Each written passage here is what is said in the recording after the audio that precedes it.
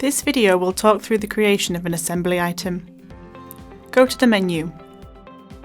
Click on Items. Click Create New Item.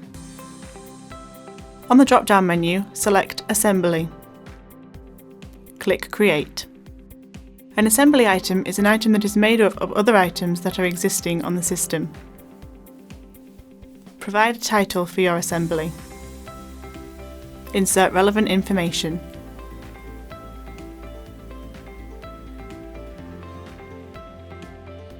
Click Create.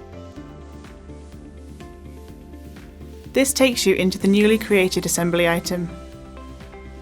Scroll to the bottom of the page, click on Add Items to Assembly. Find items that you want to exist within the particular product. Tick the products to add into the assembly. Click on Add Items.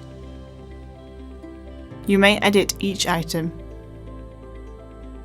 You can adjust the quantity of items within the assembly and price also. Click Update.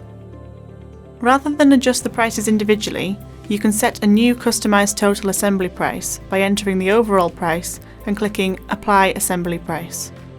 This will adjust the prices accordingly. Click Save.